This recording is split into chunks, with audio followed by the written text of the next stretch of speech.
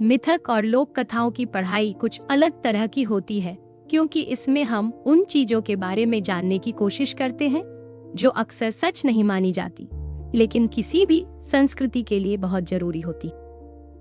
जब हम किसी देश के लोगों की कहानियां देखते हैं तो सवाल आता है कि ये लोग आखिर कौन हैं? जापान एक ही देश है, लेकिन इसकी शुरुआत इतनी पुरानी और अलग अलग हिस्सों में बंटी हुई है कि यहाँ की कहानियां और लोक कथाएं एक जैसी नहीं मिलती। फिर भी कुछ खास कहानियां, किरदार और बातें ऐसी हैं जिनसे हमें जापानी संस्कृति की झलक मिल जाती है। जापान की संस्कृति में बहुत सारी धार्मिक बातें, मिथक और दिलचस्प कहानियां भरी पड़ी हैं। यहाँ की सबसे पहली कहानियां 2 धार्मिक किताबों में मिलती हैं, जिन्हें कोजिकी और निहोन शोकी कहते हैं। इन किताबों में जापान कैसे बना, द्वीपों की शुरुआत कैसे हुई और यहाँ के सम्राटों के परिवार की कहानियां मिलती हैं। ये किताबें पढ़ने में थोड़ी मुश्किल और अजीब लग सकती हैं, क्योंकि इनमें भगवानों की जादुई बातें हैं। हर चीज के लिए अलग अलग भगवान हैं, आसमान से लेकर धरती तक। कई बार इनकी कहानियां और नियम समझना थोड़ा मुश्किल होता है, लेकिन फिर भी इनमें एक तरीका और नियम छिपा हुआ है। इन किताबों में एक तरह का व्यवहार और खानदान का सिलसिला दिखाया गया है, जो आखिर में जापान के असली सम्राटों तक पहुंचता है। यह याद रखना जरूरी है कि ये किताबें जापान की सबसे पुरानी कहानियां हैं, लेकिन इनमें चीन और भारत की पुरानी कहानियां भी मिल गई हैं, जो बाद में जापाओं की परंपराओं में शामिल हो गईं। अगर कभी कहानियां उलझन भरी लगे, तो उसकी वजह यही है कि असल में ये कहानियां खुद भी उलझी हुई है। वैसे भी भगवानों के बारे में सोचते हुए अगर हम इंसानों जैसी सोच लगा दें, तो शायद हम गलत हो जाएंगे। कोजिकी और निहोन शोकी जापान के शिंतो धर्म की सबसे बड़ी किताबें हैं, जिसे आज भी जापान में माना जाता है। हम इन्हें कहानियों और मिथकों की तरह भी पढ़ सकते हैं, लेकिन बहुत से लोग इन्हें धार्मिक किताब भी मानते हैं। इन्हीं किताबों से शिंतो धर्म की शुरुआत मानी जाती है। इन किताबों को समझने से पहले शिंतो धर्म की बुनियादी बातें जानना अच्छा रहेगा। शिंतो को जापान का अपना धर्म और परंपरा माना जाता है। इसमें सबसे अहम बात है अपने पुरखों की पूजा करना, लेकिन यह पूजा देवी देवताओं की पूजा से जुड़ी हुई है। शिंतो में माना जाता है कि कुदरत भी भगवान की ही बनाई हुई है, इसलिए हर चीज में कोई न कोई देवता होता है। पहले के जमाने में लोग हर जगह और हर चीज में भगवान को मानते थे। अब खास मंदिर बन गए हैं, जहां अलग अलग देवताओं की पूजा होती है। जापान की पुरानी परंपरा में कुदरत और उसकी हर चीज का बहुत सम्मान किया जाता है। इसी वजह से यहाँ की हर चीज, जैसे सूरज, चांद, धरती, पानी, सबके अलग अलग भगवान हैं। शिंतो की किताबों में हर छोटी बड़ी चीज के लिए अलग देवता बताए गए हैं। जिंदगी और मौत दोनों में भगवान जुड़े हुए हैं। जो भगवान मौत से जुड़े हैं, वे डरावने भी हो सकते हैं, लेकिन इसका मतलब यह नहीं कि जो भगवान जिंदगी से जुड़े हैं वो हमेशा अच्छे ही हों। शिंतो धर्म मानता है कि कुदरत का मिजाज कभी कभी बहुत बदल जाता है और उसमें खतरा भी है। जो चीज हमें जीवन देती है, वही कभी कभी उसे छीन भी लेती है। शिंतो के भगवान इंसानों को खुश रखने के लिए नहीं बने हैं, बल्कि वे हर सुख दुख, हर अच्छे बुरे काम का हिस्सा है। इस धर्म में ये बात मानी जाती है कि मिठास के साथ कड़वाहट भी जरूरी है। कोजिकी की कहानियों में कई बार कुछ खास जगहों का जिक्र आता है, जहां देवताओं ने अपने काम किए। इनमें से एक जगह है जिसे नीचे की दुनिया का दरवाजा माना गया है।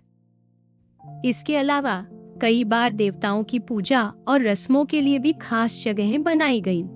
पहले के समय में हमेशा हरे भरे पेड़ों को सजाकर वहां देवताओं की पूजा होती थी। बाद में इन्हीं जगहों को जिंजा कहा जाने लगा, जो खास मंदिर होते हैं और यहाँ अलग अलग देवताओं की पूजा होती है। ये वही मंदिर हैं जिन्हें जापानी संस्कृति में आसानी से पहचाना जाता है। इन पुरानी धार्मिक किताबों के अलावा जापान की संस्कृति में बहुत सारी और भी कहानियां मिलती हैं। यहाँ योकोई नाम की अजीब जीव जंतु हैं, जिन्हें जापान के परियों और जादुई प्राणियों की तरह समझा जा सकता है। इनकी हरकतें समझना बहुत मुश्किल है, क्योंकि ये कभी भी कुछ भी कर सकते हैं, जैसे दुनिया की बाकी जगहों की परियां करती हैं। इनमें से कुछ योकोई बहुत खतरनाक माने जाते हैं। जब ये बदलकर ओनी बन जाते हैं, तो ये और भी बुरे और नुकसान पहुंचाने वाले हो जाते हैं। कुछ योकोई बस ऐसे ही रहते हैं, बिना किसी खास मतलब के, और हमारे आसपास के माहौल में रहते हैं।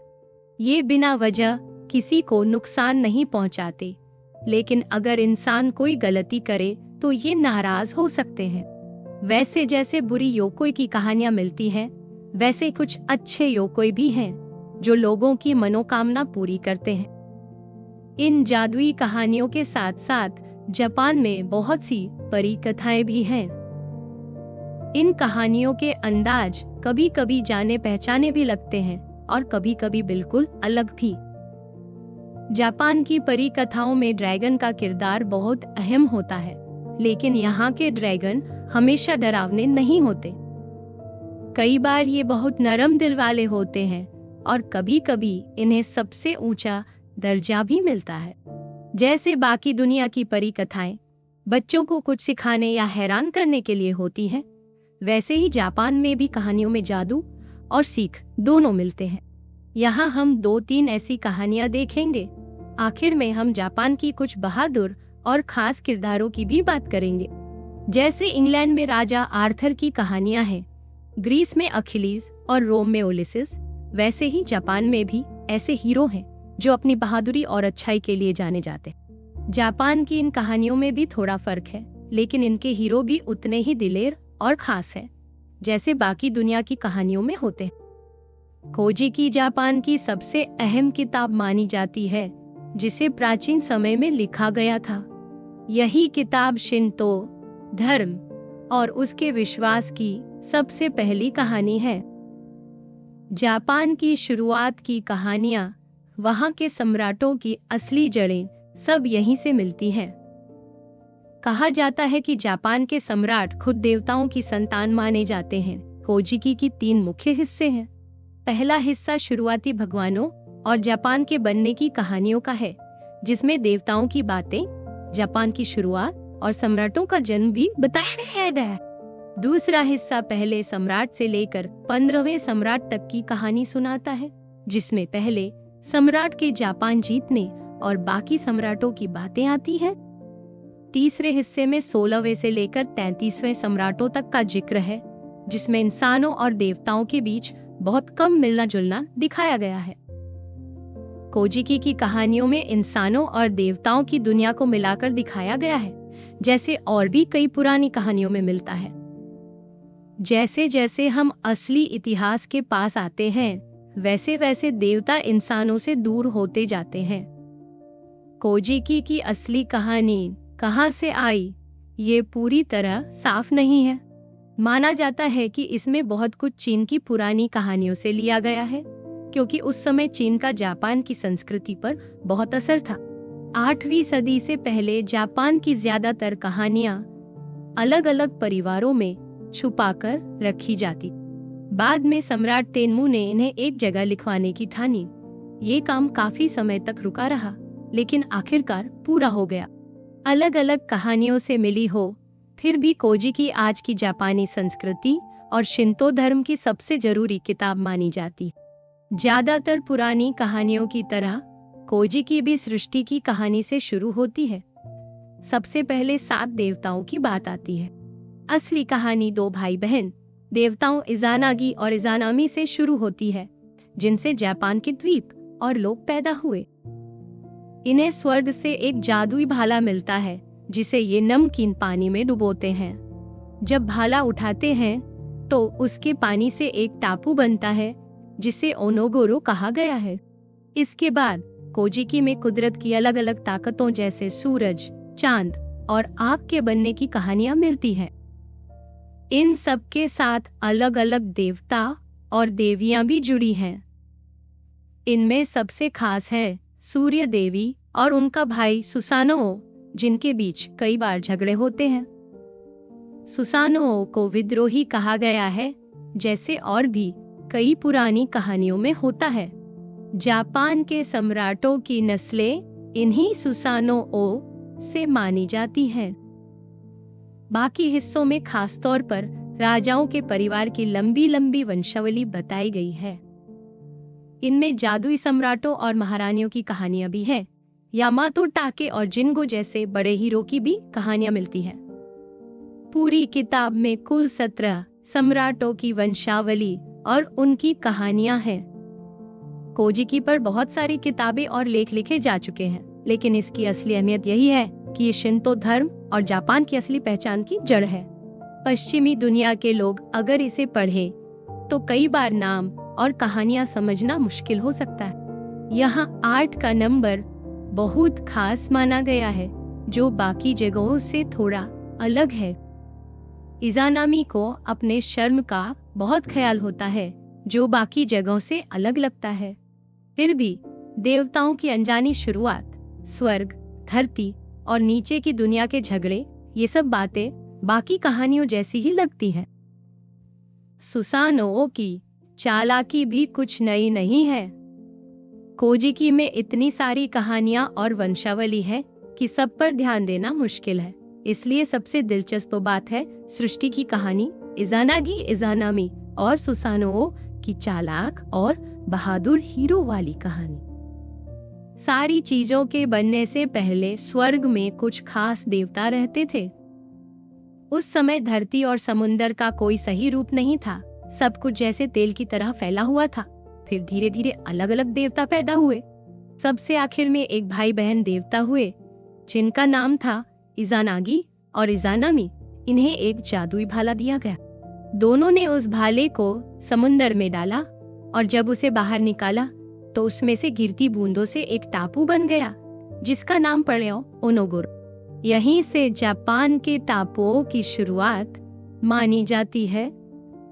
जब दुनिया बन गई तो इज़ानामी ने आग के भगवान को जन्म दिया, लेकिन इसी में वह बुरी तरह जल गई और उसकी मौत हो गई।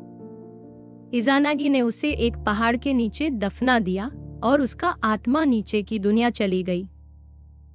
इज़ानागी को उसकी याद आई तो वो उसे वापस लाने के लिए नीचे की दुनिया की तरफ गया। वहां उसकी आत्मा मिली, लेकिन उसने कहा कि अब वो वापस नहीं जा सकती क्योंकि उसने उस दुनिया का खाना खा लिया है। उसने कहा कि अगर इज़ानागी उसे देखेगा तो अच्छा नहीं होगा।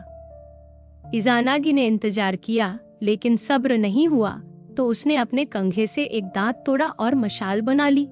जब अंदर गया तो देखा कि इज़ानामी सड़ चुकी है और उसके शरीर पर कीड़े और 8 बिजली वाले देवता थे।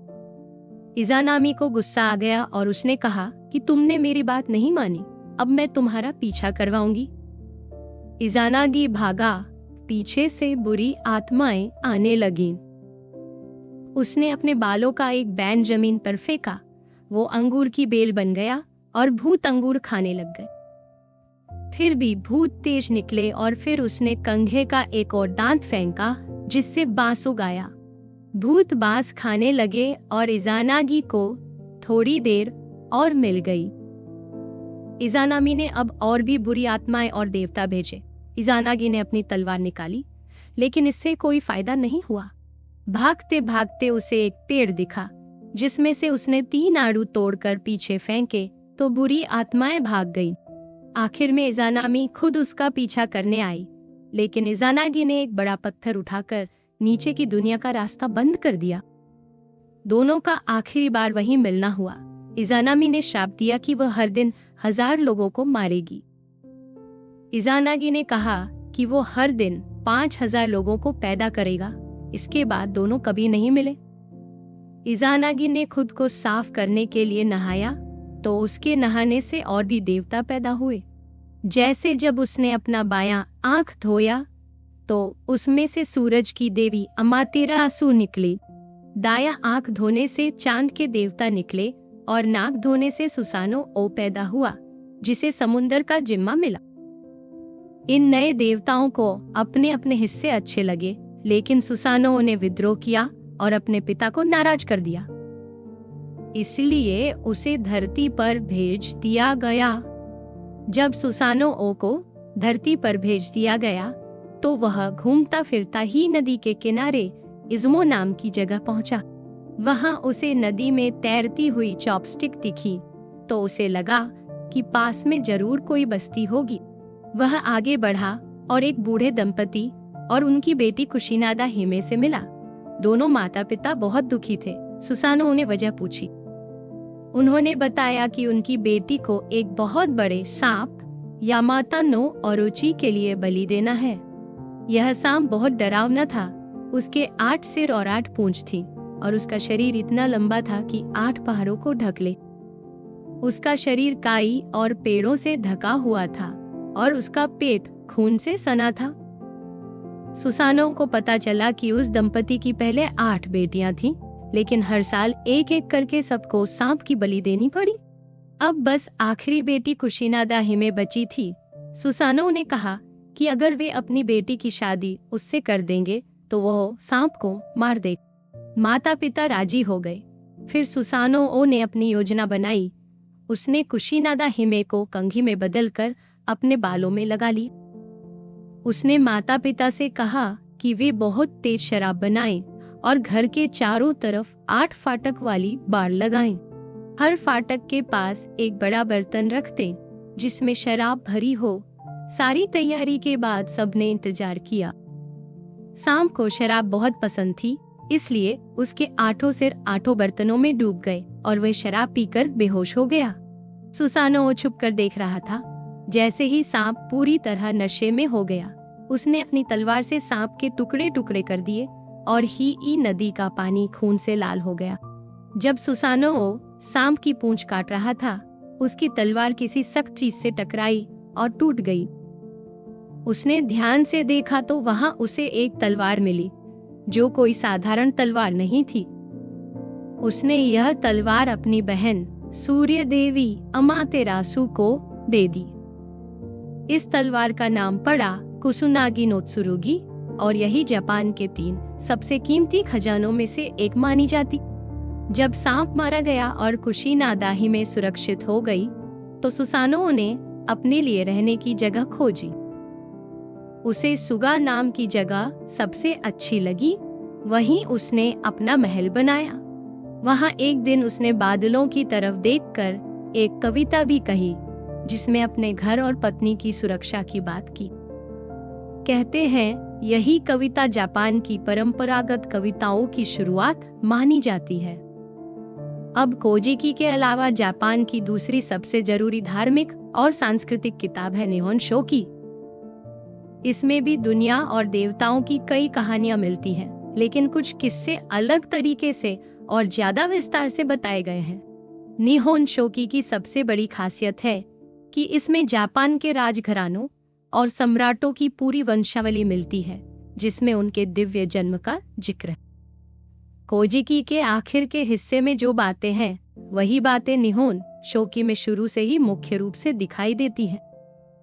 फिर भी इसमें बहुत सारी जादुई और दिलचस्प कहानियां भी हैं।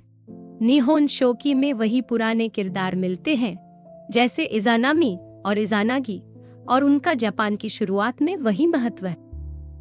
कुछ और किरदार थोड़ा अलग दिखते हैं। सूरज, चांद और धरती के बनने की कहानियां यहाँ भी विस्तार से मिलती हैं। यहाँ भी सुसानो की कहानी मिलती है, लेकिन उसका नाम थोड़ा अलग है। यह वही चालाक और अजीब हीरो है जिसकी कहानी कोजिकी में भी है। इन कहानियों के अलग अलग रूप मिलते हैं क्योंकि ये सब बातें पहले जुबानी परंपरा से चली आई हैं। बाद में इन्हें एक जगह इकट्ठा कर लिया गया, इसलिए एक जैसी बातों को अलग अलग ढंग से लिखा गया।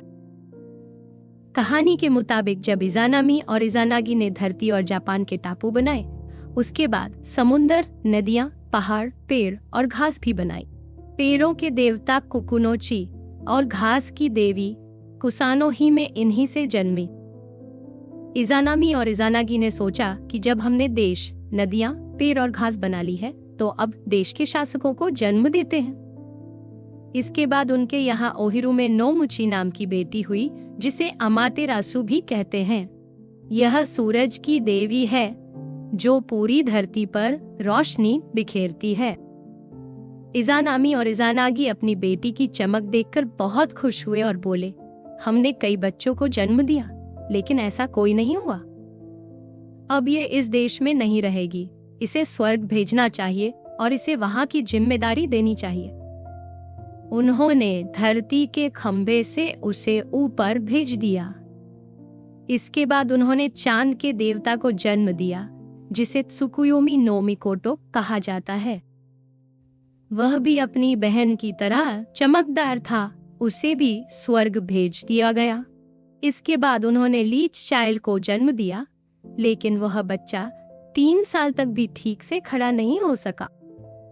उसे एक मजबूत नाव में रखकर हवाओं के हवाले कर दिया गया। इसके बाद सुसानो नो मिकोटो पैदा हुआ। यह बहुत जिद्दी और बिगड़ा हुआ था और उसकी आदत थी जोर जोर से रोना और हंगामा करना। उसकी वजह से देश में कई लोगों की मौत हुई। उसने 2 हरे पहाड़ भी सुखा दिए।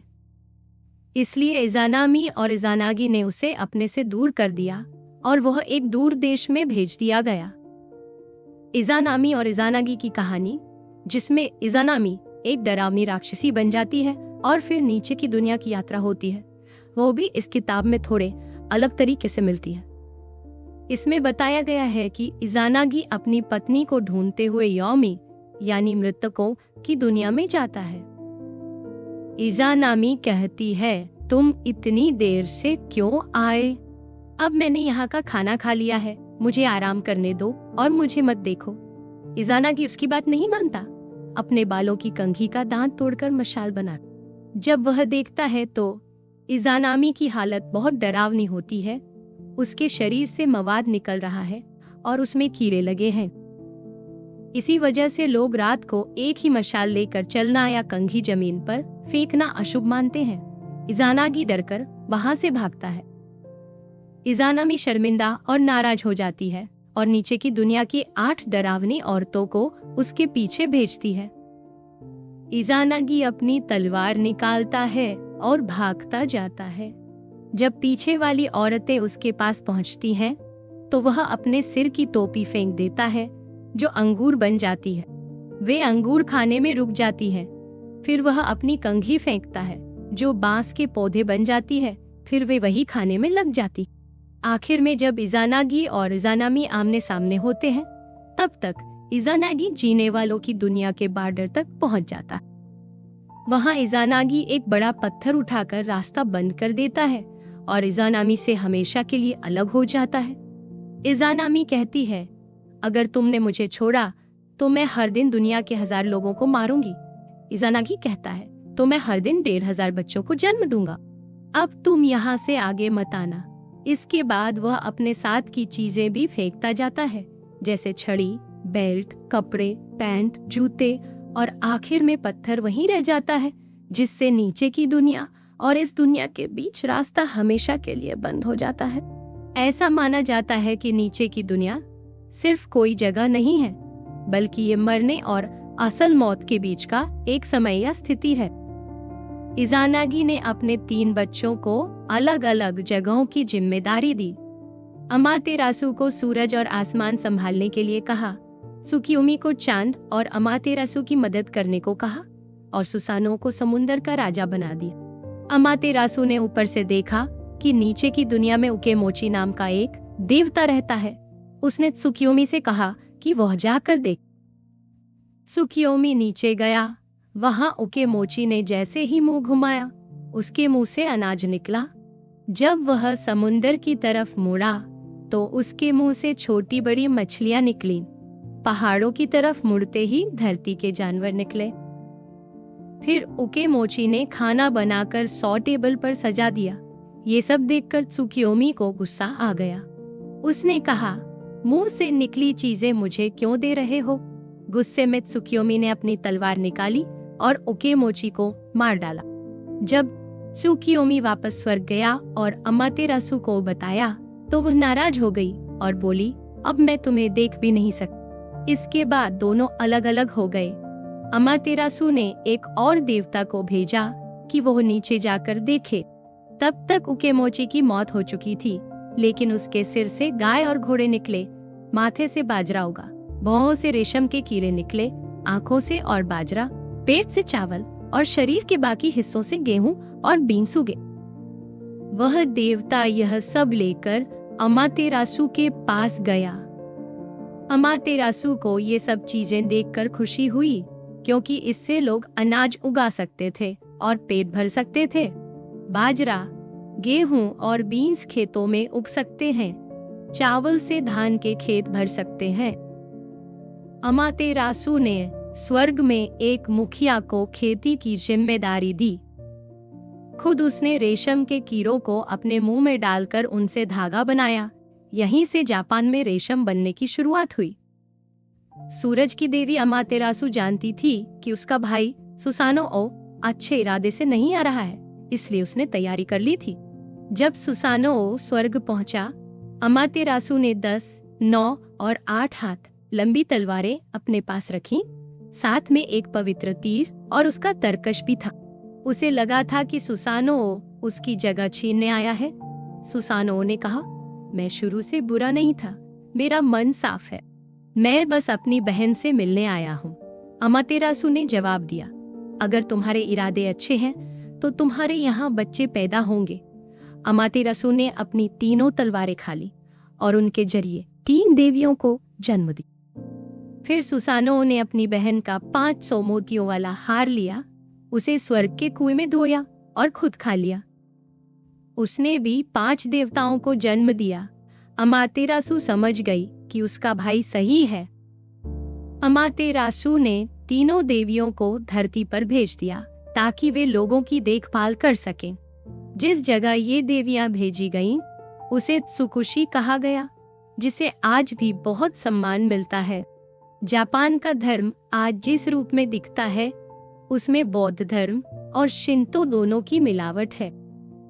कोजिकी को बहुत ही जरूरी किताब माना जाता है। जैसे किसी धर्म की सबसे पवित्र किताब होती है, उसी तरह यह जापान की धार्मिक परंपराओं की नींव रखती है।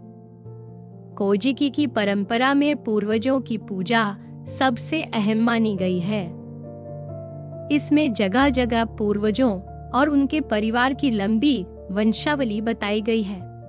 चाहे वह सूर्य देवी और सुसानो-ओ के बीच की कहानियां हो या दूसरी, हर जगह पूर्वजों की अहमियत दिखती है। आज भी शिंतो धर्म में पूर्वजों का आदर किया जाता है और परिवार की रेखा को बड़ा महत्व दिया जाता है। कोजिकी के पहले हिस्से में जो देवी देवताओं की लंबी लाइन दिखाई गई है, वही बताती है कि पूर्वज कितने जरूरी माने गए हैं। जैसे जैसे देवी देवता बढ़ते जाते हैं, वैसे वैसे उनकी पीढ़ियां साफ साफ बताई जाती। इस परंपरा में मर्दों की लाइन को ज्यादा महत्व जरूर दिया गया है, लेकिन महिला देवी और किरदारों को भी बहुत सम्मान मिला है। भले ही पुरुषों की वंशावली पर ज्यादा जोर हो, लेकिन महिला देवी को भी बहुत ऊंचा दर्जा मिला है। शिंतो धर्म में पूर्वजों और पुरुष वंश की पूजा है, इसलिए जापान की कहानियों में फालिक चिन्ह यानी पुरुषता के प्रतीकों की भी पूजा की जाती है। पुराने जापान के मंदिरों में और कुछ हद तक आज भी ऐसे चिन्ह मिलते हैं। यह बस एक प्रतीक है जो पुरुष वंश और धरती की शुरुआत को दिखाता है। कहानियों में जो भाला दिखाया जाता है, उसे भी इसी रूप में देखा जाता है जिससे धरती की शुरुआत होती है। इसी वजह से ऐसे प्रतीकों को प्राचीन जापानी संस्कृति में पवित्र माना गया। कोजिकी जैसी जरूरी किताब के अलावा जापान की कहानियों में कई अजीब और जादुई जीव जंतु भी मिलते हैं, जिन्हें योकोई कहा जाता है। इनकी कहानियों में कोई डरावना होता है जो दुख या परेशानी लाता है, कोई शरारती होता है जो गड़बड़ी करता है, तो कोई अच्छा भी होता है जो खुशियां लाता है। जापान की लोक कथाओं में अलग अलग परंपराओं की मिलावट दिखती है। कई बार ये कहानियां चीन और भारत की पुरानी परंपराओं से भी मिलती जुलती हैं। शिंतो और बाद में बौद्ध धर्म ने इन कहानियों को अपने तरीके से ढाल लिया। योकोई की कहानियां कोजिकी से अलग ही परंपरा की हैं, क्योंकि इनकी कोई एक ही किताब नहीं है, बल्कि बहुत सारी जगहों पर इनका जिक्र मिलता है। एडो काल में जापान में कला और संस्कृति बहुत आगे बढ़ी। उस समय भूत प्रेत और जादुई प्राणियों की कहानियां खूब सुनाई जाती। तोरियामा सेकियन नाम के कलाकार ने ऐसी कई कहानियां इकट्ठा करके बहुत सुंदर चित्रों में दिखाई। उनकी बनाई किताबों में ढेर सारी लोक कथाएं हैं, जिससे बाकी कलाकारों को भी प्रेरणा मिली और जापानी लोक कथाओं का दौर शुरू हुआ। इसी वजह से आज भी योकोई की कहानियां लोगों के दिलों में बसी हुई हैं। 20वीं सदी में जापान ने जब नया रास्ता अपनाया तो योकोई की कहानियां थोड़ा पीछे चली गईं। लेकिन अब फिर से ये कहानियां बहुत लोकप्रिय हो गई हैं। अब इन पर किताबें, कॉमिक्स और एनीमे भी बनने लगे हैं। इन जादुई और कभी कभी डरावने, कभी सुंदर जीवों की कहानियां आज के कलाकारों और कहानीकारों को बहुत पसंद आती हैं। योकोई कई तरह के होते हैं, जैसे परियों की तरह, और इनकी अहमियत भी अलग अलग होती है। इनमें से 3 योकोई को सबसे ज्यादा बुरा माना जाता है। शुतेनदोजी, तमामो नो माए और सुतोको ऐसे नाम हैं जिन्हें इतना खतरनाक माना गया कि कहा जाता है इन्हीं की वजह से कभी पूरा जापान मुश्किल में आ गया था। शुतेनदोजी की कहानी बहुत साधारण बच्चे से शुरू होती है, लेकिन वह बड़ा होकर एक डरावना राक्षस बन जाता है। शुरू में वह एक अनाथ बच्चा था जो बहुत तेज दिमाग वाला और ताकतवर था। लोग सोचते थे कि उसका बाप जरूर कोई राक्षस या ड्रैगन रहा होगा। बचपन में ही उसे साधु बनने भेज दिया गया, लेकिन वहां भी उसने कभी किसी की बात नहीं मानी। वह अपने गुरुओं और बाकी लोगों से झगड़ा करता था। उसे शराब पीने की बुरी आदत थी, इसलिए उसका नाम शुतेनदोजी यानी छोटा शराबी पड़ गया। एक रात उसने शराब पीकर मेले में शरारत करने की सोची। उसने राक्षस वाला मास्क पहन लिया और लोगों को डराने लगा। लेकिन जब उसने मास्क उतारना चाहा, तो वह नहीं उतरा। अब वह मास्क उसके चेहरे का हिस्सा बन गया था। जब वह वापस साधुओं के पास गया, तो सबने उसका मजाक उड़ाया और सजा भी दी। धीरे धीरे उसका दिल बुरा होता गया। वह बहुत गुस्सैल बन गया। आखिरकार वह पहाड़ों में जाकर अकेला रहने लगा। अकेलेपन में शुतेनदोजी को दुनिया से नफरत हो गई। उसने काले जादू की विद्या सीखी और अपनी ताकत का गलत इस्तेमाल करने लगा। अब वह राहगीरों और व्यापारियों पर हमला करता, लोगों को पकड़ लेता और यहाँ तक कि उनके खून और अंग भी खा जाता। उसकी बुरी ताकत देखकर और भी राक्षस उसके पास आने लगे और सब मिलकर एक सेना बन गई। धीरे धीरे शुतेनदोजी का बड़ा किला बन गया और उसने जापान पर राज करने का सपना देखना शुरू किया। अब वह राजा और लोगों पर हमला करने लगा। उसका डर पूरे देश में फैल गया। सम्राट ने अपने सबसे बहादुर योद्धा राइको को बुलाया और कहा कि वह शुतेनदोजी का सिर काट कर लाए। राइको अपने साथियों के साथ पहाड़ पर पहुंचा। वहां राक्षसों की सेना जश्न मना रही थी और शराब पी रही थी। राइको ने उनकी शराब में जहर मिला दिया, जिससे सब गहरी नींद में चले गए। राइको और उसके साथी किले में घुस गए और राक्षसों को एक एक कर मार दिया। आखिर में राइको ने शुतेनदोजी का सिर काट दिया। लेकिन मरने के बाद भी शुतेनदोजी का सिर इतना ताकतवर था कि उसने राइको को काटने की कोशिश की। आखिर में शुतेनदोजी का सिर शहर से बाहर दफना दिया गया ताकि वह कभी वापस न आ सके। तमामो नो माए जापान की सबसे खतरनाक योकोई में गिनी जाती है। उसके बारे में कई कहानियां मशहूर हैं और उसका नाम चीन और भारत की कहानियों में भी आता है। वह बहुत सुंदर थी, लेकिन उसके इरादे हमेशा बहुत बुरे थे। जहां भी जाती वहां बर्बादी और झगड़ा लेकर जाती। उसकी असली पहचान एक 9 पूंछ वाली लोमड़ी थी जो अपना रूप बदल सकती थी। तमामो नो माए ने एक बार इंसान के बच्चे का रूप लिया और एक बूढ़े दंपति के यहाँ चली गई, जिनके खुद के कोई बच्चे नहीं थे। दोनों ने उसे अपनी बेटी बना लिया और उसका नाम मिकुजुमे रखा। मिकुजुमे बचपन से ही बहुत होशियार और खास थी। उसकी खूबियों की वजह से सबका ध्यान उस पर गया। 7 साल की उम्र में ही उसे सम्राट के सामने कविता पढ़ने के लिए बुलाया गया। सम्राट उसके हुनर से इतने प्रभावित हुए कि उसे महल में खास जगह दे दी। मिकुजुमे ने बहुत जल्दी ही महल में सबका दिल जीत लिया। उसमें गजब की समझ थी, कोई भी चीज उससे छुपी नहीं थी। वह संगीत, इतिहास, ज्योतिष, धर्म और हर चीज में सबसे आगे थी। उसकी सुंदरता, कपड़े और खुशबू सब पर जादू जैसा असर करती थी। जिसे भी वह दिखती, सब उसे चाहने लगते थे।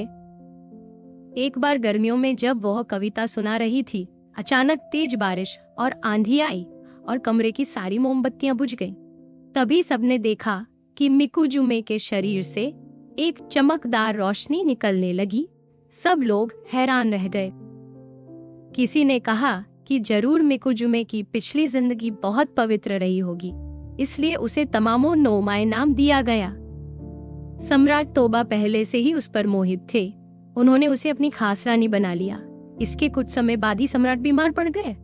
महल के सारे अच्छे वैद्य बुलाए गए, लेकिन कोई भी बीमारी समझ नहीं सका। फिर पुजारी और जादूगर बुलाए गए, लेकिन किसी को कुछ पता नहीं चला। तब कुछ जादूगरों ने कहा कि सम्राट के आसपास ही कोई है जो उन्हें बीमार कर रहा है।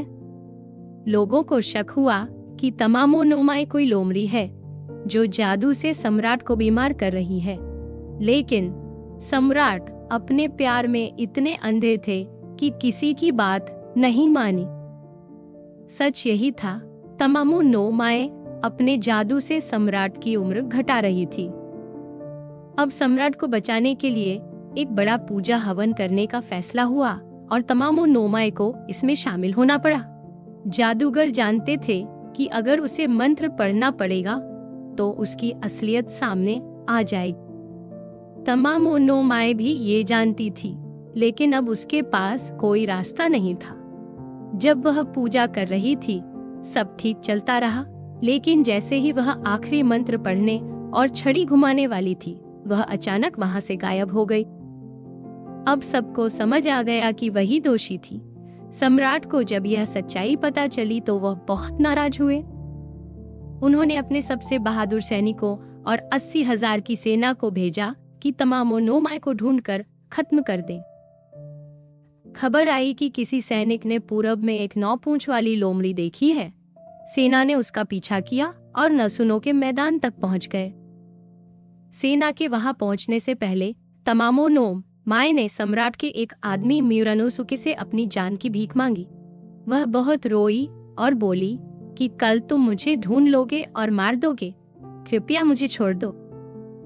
उसकी खूबसूरती और दुख देखकर म्यूरानोसुके का दिल भी पसीज गया, लेकिन वह बहुत ईमानदार था, इसलिए उसने उसे माफ नहीं किया। अगले दिन सच में म्यूरानोसुके को वही 9 पूंछ वाली लोमड़ी दिखी। उसने 2 तीर चलाए जो लोमड़ी की कमर और गर्दन में लगे। एक और सैनिक काजुसानोसुके ने तलवार से लोमड़ी का सिर काट दिया। तमामो नो माए मारी गई। उसकी लाश को लेकर सेना सम्राट के पास पहुंची, लेकिन तमामो नो माए की बुरी ताकत उसकी मौत के बाद भी बनी रही। जापान का सम्राट बिना वारिस के मर गया। सम्राट तोबा भी कुछ समय बाद चल बसे। अब देश में हंगामा और लड़ाई शुरू हो गई और इसी के बाद जापान में शोगुन का दौर शुरू हुआ। सम्राट सुतोको को कागजों में तो सम्राट तोबा का सबसे बड़ा बेटा बताया जाता है, लेकिन असल में माना जाता है कि वह सम्राट तोबा के पिता शिराकावा रिटायर होकर भी असली ताकत अपने पास रखते थे और असली फैसले वही करते थे। शिराकावा ने तोबा को गद्दी छोड़ने को मजबूर किया और अपने छोटे बेटे सुतोको को सम्राट बना दिया ताकि वह उसे अपनी मर्जी से चला सके। शिराकावा की मौत के बाद तोबा ने फिर से सत्ता संभाल ली। तोबा को सुतोको कभी अपना बेटा नहीं लगा, इसलिए उसने बदला लेना शुरू कर दिया। उसने सुतोको को मजबूर किया कि अपना उत्तराधिकारी तोबा के बेटे को बनाए। तोबा का बेटा कोनोए सिर्फ 3 साल का था, इसलिए असली सत्ता फिर तोबा के पास रही। इसके बाद तोबा ने सुतोको के सभी समर्थकों को दूर दूर के इलाकों में भेज दिया और राजधानी में सिर्फ अपने वफादारों को रखा। कोनोए बहुत कमजोर था और 17 साल की उम्र में ही मर गया। फिर सत्ता के लिए लड़ाई शुरू हो गई। अब तोबा के अगले बेटे और सुतोको के बेटे के बीच लड़ाई थी, लेकिन राजधानी में तोबा के ही लोग थे, इसलिए तोबा का बेटा गोशिराकावा सम्राट बन गया। इसके अगले साल तोबा की भी मौत हो गई। सुतोको के समर्थकों ने गद्दी वापस पाने की कोशिश की, लेकिन हार गए। गोशिराकावा ने सबको बुरी तरह मार डाला। सुतोको को सानुकी नाम की जगह पर भेज दिया गया। सुतोको ने वहां बचे खुचे जीवन में साधु की तरह सिर मुंडवा लिया और दिन रात पवित्र ग्रंथ लिखने में लगा रहा। कई साल बाद उसने ये ग्रंथ क्योटो के मंदिरों को भेंट में भेजे, लेकिन गोशिराकावा को शक हुआ कि इसमें कोई श्राप है, इसलिए उन्होंने वे ग्रंथ वापस भिजवा दिए। ये सुतोको के लिए सबसे बड़ा अपमान था। गुस्से में उसने अपनी जीभ काट ली और मरते समय जापान पर भयानक श्राप दिया। कहते हैं मरते मरते उसका रूप बदल गया, उसके बाल और नाखून बड़े हो गए और वो भयानक टेंगू बन गया। सुतोको की मौत के बाद भी उसका शरीर कई दिन तक वैसे का वैसा रहा। जब उसका अंतिम संस्कार करने के लिए लोग ले जा रहे थे, तभी आंधी तूफान आया और उसके आसपास की जमीन पर ताजा खून दिखाई देने लगा। जब उसकी राख को जलाया गया तो वह राख आसमान में काली बदली बनकर क्योटो के ऊपर छा गई। इसके बाद कई सालों तक जापान में मुसीबतें और तबाही आती रही। गोशिराकावा के बेटे सम्राट निजो की कम उम्र में मौत हो गई। जापान में हर तरफ आपदाएं, तूफान, बीमारी, भूकंप, आग और सूखा सब एक साथ आने लगे। लड़ाइयों में गोशिराकावा के कई समर्थक मारे गए और आखिरकार जापान में गृहयुद्ध शुरू हो गया। 5 साल तक महल तबाह होता रहा और आखिरकार सत्ता शोगुन के पास चली गई। आज भी माना जाता है कि यह सब सुतोको के श्राप की वजह से हुआ था। इन तीनों योकोई को सबसे बुरा इसलिए माना गया क्योंकि इनके पीछे तबाही और बर्बादी की कहानियां जुड़ी हैं। जापान की धार्मिक किताबों में जो व्यवस्था बनाई गई थी, इन योकोई ने उस व्यवस्था को हिला दिया। योकोई सिर्फ डरावने या बुरे ही नहीं होते, कई योकोई मददगार भी होते हैं। ये छोटे छोटे जादुई जीव गांवों और खेतों में आम लोगों की मदद करते हैं। इनकी कहानियां सुनकर लोगों को ऐसा लगता था कि जैसे ये उनकी मुश्किलों में साथ दे रहे हैं। कभी कभी प्रकृति के बदलते मौसम, बीमारी और किस्मत के खेल को समझाने के लिए भी ये योकोई बनाए गए। इनकी कहानियां जापान के लोगों को आज भी बहुत पसंद है। कुदान ऐसे योकोई माने जाते हैं जो लोगों को आने वाले अच्छे या बुरे समय के बारे में पहले ही बता देते हैं। कुदान का जन्म गाय से होता है और उनका शरीर बछड़े जैसा लेकिन चेहरा इंसान जैसा होता है, ये बोलना शुरू से ही जानते हैं। कुदान कुछ ही दिनों तक जीवित रहते हैं। वे पैदा होते ही भविष्यवाणी कर देते हैं, कभी अच्छी फसल तो कभी सूखा आने की बात बता देते हैं। उनकी बात सुनकर लोग आगे की तैयारी कर सकते हैं। जैसे ही कुदान अपनी बात पूरी करता है, उसकी मौत हो जाती है। कुदान की कहानियां काफी पुरानी है, लेकिन सबसे ज्यादा इनका जिक्र तब हुआ जब जापान में शोगुन का राज खत्म हो रहा था और सम्राट की सत्ता फिर से लौट रही थी। माना जाता है कि कुदान ने जापान के कई युद्धों की भविष्यवाणी भी की थी। लोग कुदान की बातों पर इतना भरोसा करते थे कि अखबारों में भी सच्ची खबर को जैसे कुदान ने कहा कहकर लिखा जाता। आज भी ये कहावत वहाँ बोली जाती है। कुदान की किस्मत और ताकत इतनी मानी जाती थी कि लोग उसकी तस्वीर वाले ताबीज पहनते थे। कई लोग तो मरे हुए बछड़ों की कुदान जैसी मम्मी बनाते और लोगों से पैसे लेकर दिखाते थे ताकि लोग उसकी किस्मत अपने साथ ले सके। अमाबिए या अमाबिको का जिक्र भी कई कहानियों में मिलता है। ये जलपरी जैसी दिखती है। ये समुंदर में रहती है और तेज रोशनी के साथ दिखती है। इनके पूरे शरीर पर छिलके होते हैं, चोंच जैसी नाक और 3 टांगे होती हैं। अमाबिको भी कुदान की तरह ही भविष्यवाणी करती हैं, लेकिन इनका एक और फायदा ये है कि ये बीमारियों से बचाने का वादा भी करती हैं। अमाबिको की कहानियां उस समय सामने आई जब जापान में महामारी फैली थी। कहा गया कि अमाबिको की तस्वीर देखने से लोग बीमारियों से बच सकते हैं। एक बार एक अफसर ने समुंदर में तेज रोशनी देखी। जब वो गया तो उसे अमाबिको मिला, जिसने कहा कि अगले कुछ सालों में फसल बहुत अच्छी होगी। उसने यह भी कहा कि अगर बीमारी फैले तो सबको अमाबिको की तस्वीर दिखाना, इससे बीमारी दूर रहेगी। सच में जब फसल अच्छी हुई तो अखबार में अमाबिको की तस्वीर छापी गई ताकि सब लोग बीमारी से बच सकें। जिंजा हिमे जलपरी जैसी ही होती हैं, लेकिन इनमें और अमाबिको में थोड़ा फर्क है। जिंजा हिमे का चेहरा और सिर इंसान औरत जैसा होता है, लेकिन शरीर सांप जैसा, जिसमें पर और छिलके होते हैं। ये समुंदर के राजा के महल की सेविका मानी जाती हैं और बहुत कम इंसानों से मिलती हैं। एक कहानी में एक आदमी ने समुंदर में एक अजीब जलपरी देखी। उसने बताया कि आगे अच्छी फसल आएगी, लेकिन साथ में महामारी भी फैलेगी। जिंजा हिमे ने भी कहा कि लोगों को उसकी तस्वीर दिखाओ, इससे सबको बीमारी से बचाया जा सकता है। क्योरिनरिन एक ऐसी आत्मा है जो उन किताबों और ग्रंथों से बनती है जिन्हें लोग पढ़ते नहीं हैं। उसका शरीर और हाथ इन्हीं किताबों के पन्नों से बने होते हैं। वह ऐसे लोगों को डराता है जो किताबों को नजरअंदाज करते हैं और उन्हें ज्ञान न लेने के लिए डांटता है। क्योरिनरिन खुद को किताबों के पन्नों से बने सुंदर कपड़े पहनाता है और सिर पर भी उन्हीं पन्नों से बनी टोपी पहनता है। लंबे लंबे हाथों से वह लोगों को पकड़ लेता है और कहता है कि किताबों को यूं बेकार मत छोड़ो। जापान की तरह ही बाकी दुनिया में भी परियों की कहानियां बहुत मशहूर हैं। इन कहानियों में ऐसे किस्से होते हैं जो बच्चों को डराने या उन्हें कुछ सिखाने के लिए बनाए जाते हैं। इनमें जादू, अनोखे किरदार, चालाकी, डरावनी बातें और कभी कभी हंसी मजाक भी मिल जाता है। ये कहानियां बहुत पुरानी हैं और पहले लोग इन्हें सुनाया करते थे, बाद में ही इन्हें लिखा गया। आजकल इन पर खूब किताबें, चित्र और कॉमिक्स भी मिल जाती हैं। ये कहानियां कभी सिर्फ मनोरंजन के लिए होती हैं और कभी इनमें कोई सीख भी छुपी होती है। लेकिन जैसे हर जगह की परियों की कहानियों में होता है, यहाँ भी जादू, अजीब जीव जंतु और अद्भुत घटनाएं सबको पसंद आती हैं। बहुत समय पहले की बात है, जापान में एक बहादुर योद्धा रहता था जिसका नाम था हिदेसातो।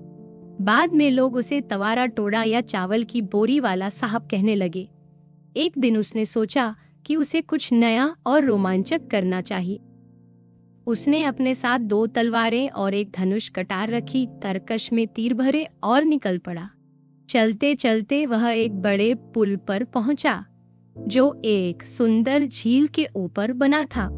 जैसे ही वह पुल पर पहुंचा, उसने देखा कि वहां एक बहुत बड़ा अजगर सो रहा है। उसका शरीर इतना बड़ा था कि पूरा पुल ढंक गया था। अजगर की सांस से आग और धुआं निकल रहा था। हिदेसातो इस नजारे को देखकर हैरान रह गया, लेकिन वह डरकर पीछे नहीं हटा। उसने सोचा कि अब या तो पीछे हटे या अजगर के ऊपर से होकर निकले। वह बहादुरी से आगे बढ़ा, अपने कदम अजगर के शरीर और उसके कुंडलियों पर रखता गया और आखिरकार पुल पार कर गया। जैसे ही वह आगे बढ़ा, अचानक किसी ने उसे पुकारा। हिदेसातो ने पीछे मुड़कर देखा तो वहां अजगर गायब था और उसकी जगह एक अजीब सा आदमी सिर झुकाकर खड़ा था। उस आदमी के बाल लाल थे और उसके सिर पर ड्रैगन जैसा मुकुट बना हुआ था। उसके कपड़े समुंदर के रंग के थे, जिन पर सीप जैसी डिजाइन बनी थी। हिदेसातो समझ गया कि ये कोई आम आदमी नहीं है। उसने पूछा, क्या आपने मुझे बुलाया? उस अजनबी ने कहा, हाँ, मुझे आपसे मदद चाहिए। क्या आप मेरी मदद करेंगे? हिदेसातो ने कहा, अगर मुझसे बन पड़ेगा तो जरूर करूंगा। पहले बताइए, आप है कौन? उस आदमी ने कहा, मैं इस झील का ड्रैगन राजा हूँ। मेरा घर इसी झील के नीचे है। हिदेसातो ने पूछा, मुझे क्या करना होगा? ड्रैगन राजा ने बताया, मुझे अपने सबसे बड़े दुश्मन से बचाओ। यहाँ पास के पहाड़ पर एक बहुत बड़ा सांप जैसे 100 पैरों वाला जीव रहता है। वो रात रात भर पहाड़ से नीचे आकर मेरी झील में मेरे परिवार के लोगों को उठा ले जाता है। अब मेरा पूरा परिवार खतरे में है। कई दिन से मैं इसी पुल पर अजगर का रूप लेकर बैठा था, लेकिन अब तक जितने भी इंसान आए सब डरकर भाग गए। आप पहले इंसान हैं जो बिना डरे मेरे ऊपर से निकल गए। क्या आप मेरी मदद करोगे और उस भयानक जीव को खत्म कर दोगे? हिदेसातो को ड्रैगन राजा की बात सुनकर दुख भी हुआ और उसने मदद का वादा किया। उसने पूछा कि वह भयानक 100 पैरों वाले जीव को कहाँ पाएगा। ड्रैगन राजा ने बताया कि वो जीव पास के मिकामी पहाड़ पर रहता है, लेकिन हर रात एक तय वक्त पर झील में आ जाता है। राजा ने हिदेसातो को अपने महल में बुलाया। जब वे झील में उतरने लगे तो पानी अपने आप 2 हिस्सों में बंट गया। हिदेसातो और उसके कपड़े जरा भी गीले नहीं हुए। उसने तो सुना ही था कि झील के नीचे समुंदर के राजा का सुंदर महल है, लेकिन असली महल देखकर वो हैरान रह गया। महल पूरी तरह सफेद संगमरमर का बना था। वहाँ झील की हर तरह की मछलियाँ नौकर बनकर राजा और उसके मेहमान की सेवा कर रही थी। गोल्डफिश, लाल और चांदी जैसी मछलियाँ सब वहीं थीं। हिदेसातो को शानदार दावत दी गई। उसे कमल के फूलों की बनी चीजें खिलाई गईं। हाथ में आबनूस की बनी चॉपस्टिक थी। जैसे ही वे खाना खा रहे थे, कमरे के दरवाजे खुले और 10 सुंदर गोल्डफिश लड़कियां नाचने लगीं। लाल मछलियों के कलाकार संगीत बजाने लगे। सब इस मस्ती और दावत में ऐसे खो गए कि 100 पैरों वाले जीव की बात भी भूल गए। आधी रात के बाद जब ड्रैगन राजा ने योद्धा के सम्मान में जाम उठाया, तभी बाहर से तेज धमक सुनाई दी, जैसे कोई सेना आ गई। हिदेसातो और ड्रैगन राजा भागकर बालकनी में पहुंचे। दूर पहाड़ से 2 आग की गेंदें नीचे आती दिखीं। राजा डर के मारे कांप उठा। ड्रैगन राजा चिल्लाया, वही है 100 पैरों वाला दैत्य। अब मारने का वक्त आ गया है। हिदेसातो ने दूर देखा तो सच में वह विशालकाय जीव दिखा, जिसके शरीर पर सैकड़ों चमकती टांगे थी। उसका शरीर पूरा पहाड़ लपेटे हुए था। हिदेसातो ने हिम्मत नहीं हारी। उसने राजा को शांत रहने को कहा, डरिए मत, मैं इसे मारूंगा। मेरा धनुष और तरकश लाओ। राजा ने धनुष और तरकश दिया। हिदेसातो ने देखा कि उसमें बस 3 तीर बचे हैं। उसने पहला तीर चलाया, जो सीधा उस जीव की आंखों के बीच जाकर लगा, लेकिन उसका शरीर इतना मजबूत था कि तीर उछलकर गिर गया। हिदेसातो ने दूसरा तीर चलाया। वह भी जीव के सिर के बीच में लगा, लेकिन उसका भी कोई असर नहीं हुआ। अब बस एक ही तीर बचा था। अगर ये भी चूक गया तो झील में सबका अंत हो जाएगा। हिदेसातो को याद आया कि एक बार उसने सुना था, इंसान की लार 100 पैरों वाले जीव के लिए जहर होती है। उसने सोचा, क्यों ना ये आखिरी कोशिश भी कर ले। उसने तीर को मुंह में रखकर उस पर थूक लगाई और फिर तीर को चलाया। इस बार तीर सीधा उस जीव के सिर के बीच में। वह विशालकाय जीव कांपते हुए रुक गया। उसकी आंखों की आग बुझ गई।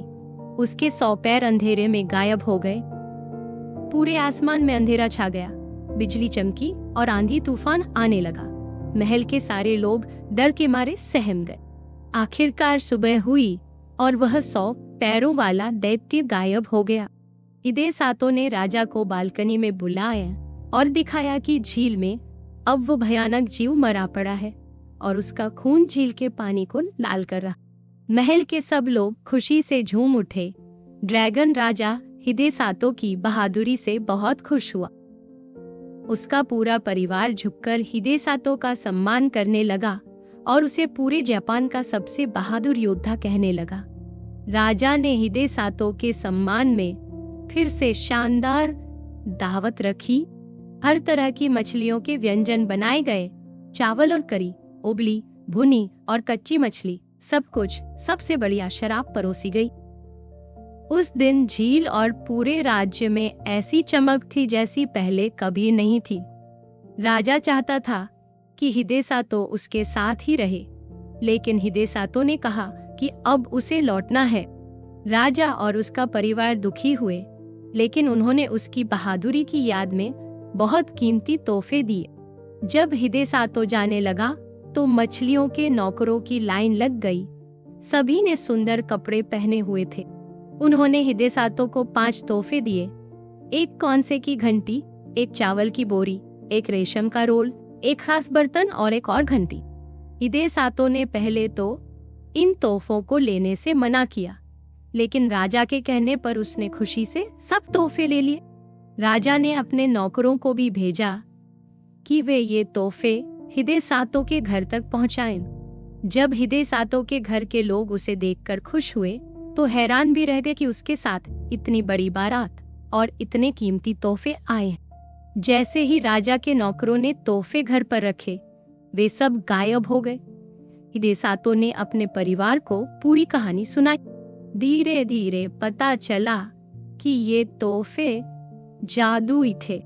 घंटी साधारण थी। हिदेसातो ने उसे पास के मंदिर को दान कर दिया ताकि रोज समय पर बच सके। लेकिन चावल की बोरी कभी खत्म नहीं होती थी।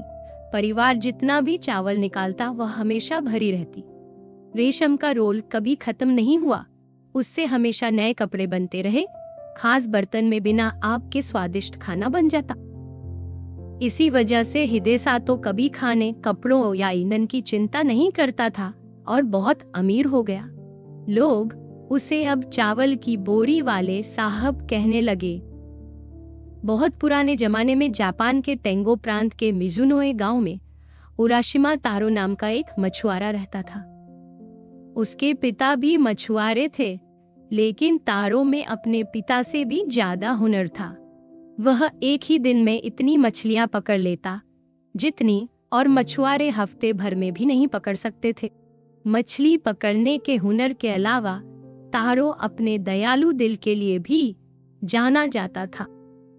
वह किसी को दुखी नहीं देख सकता था, चाहे वह कोई छोटा सा जीव ही क्यों न हो।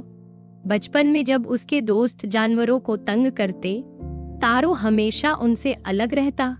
वह जानवरों को तकलीफ होते नहीं देख सकता था। एक शाम मछली पकड़कर लौटते समय तारो ने देखा कि कुछ बच्चे शोर कर रहे हैं। जब वह वहां पहुंचा तो देखा कि कुछ बच्चे एक कछुए को तंग कर रहे हैं। कोई उसकी पूंछ खींच रहा था, कोई उसकी टांग पकड़कर घसीट रहा था, एक बच्चा डंडे से मार रहा था और दूसरा पत्थर फेंक रहा था। तारो को कछुए पर बहुत दया आई। उसने बच्चों से कहा, ऐसा मत करो, उसे चोट लग जाएगी। अगर तुमने इसे तंग किया तो यह मर जाएगा। बच्चों को फर्क ही नहीं पड़ा। उस उम्र में अक्सर बच्चे शरारती हो जाते हैं। एक बड़े लड़के ने कहा, हमें इससे कोई फर्क नहीं पड़ता कि ये जिंदा रहे या मरे। हम तो वही करेंगे जो हमें ठीक लगेगा। फिर बच्चे कछुए को और भी ज्यादा तंग करने लगे। उराशिमा ने सोचा, कैसे इन बच्चों से कछुआ छुड़ाया जाए। उसने मुस्कुराकर कहा, तुम लोग थक गए होगे, क्यों ना ये कछुआ मुझे दे दो। मुझे ये बहुत पसंद है, मैं इसे अपने घर ले जाऊंगा। बच्चे माने नहीं और बोले, हम क्यों दें, हमने पकड़ा है, ये हमारा है। तब उराशिमा ने कहा, बिल्कुल ठीक, तुमने पकड़ा है। मैं मुफ्त में नहीं मांग रहा, मैं इसे तुमसे खरीद लूंगा। देखो, मेरे पास ये सिक्के हैं, इन पैसों से तुम जो चाहे खरीद सकते हो। ये पुराने कछुए से कहीं ज्यादा कीमती है। अब अच्छे बच्चे बनो और मुझे कछुआ बेच दो। सच कहें तो बच्चे बुरे नहीं थे, बस नटखट थे। उराशिमा की प्यार भरी बातों और मुस्कान ने बच्चों का मन बदल दिया। आखिरकार सबसे बड़े बच्चे ने कहा, ठीक है अंकल, पैसे दो और कछुआ ले जाओ। उराशिमा ने पैसे दिए और बच्चों ने कछुआ उसे दे दिया। बच्चे पैसे पाकर खुश होकर वहां से भाग गए।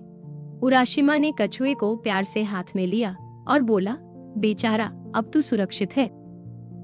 कहते हैं बगुला 1000 साल जीता है, पर कछुआ तो 10,000 साल जीता है। आज तेरा जीवन बहुत करीब था खतरे के। अगर मैं वक्त पर ना आता तो ये बच्चे तुझे मार ही डालते। चलो, मैं तुझे समुंदर में छोड़ता हूँ, वहाँ तेरा घर है।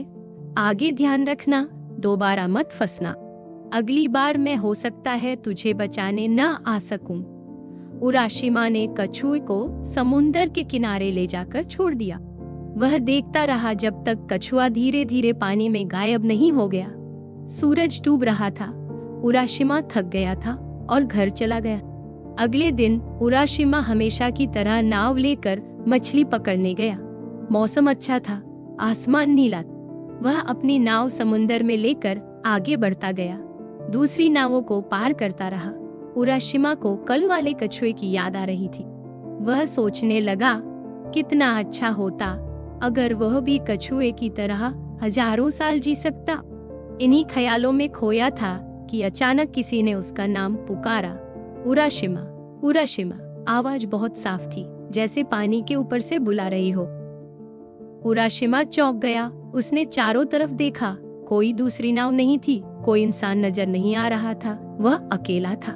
पहले तो उसे हैरानी हुई, फिर उसने अपनी नाव के पास देखा तो वही कछुआ तैरता हुआ नजर आया। उराशिमा ने कहा, अरे ये तुम हो? क्या तुमने मुझे पुकारा? कछुए ने सिर हिलाया और बोला, हाँ, मैंने ही आवाज लगाई थी। कल आपकी दया और मदद से मेरी जान बच गई। आज मैं आपका धन्यवाद कहने आया हूँ और आपकी अच्छाई के लिए आभार मानने आया हूँ। उराशिमा ने कहा, ये तो बहुत अच्छा किया। आओ, मेरी नाव पर आ जाओ। काश मेरे पास तुम्हारे लिए कुछ खाने या पीने को होता, लेकिन चूंकि तुम कछुआ हो, शायद धूम्रपान नहीं करते। उराशिमा हंस पड़ा। कछुआ भी हंसा और बोला, अगर तुम्हारे पास साके होता तो अच्छा रहता, पर चलो कोई बात नहीं। उराशिमा ने फिर कहा, माफ करना, मेरे पास साके भी नहीं है, लेकिन आ जाओ, नाव पर आकर धूप सेंको। कछुआ उराशिमा की मदद से नाव में चढ़ गया।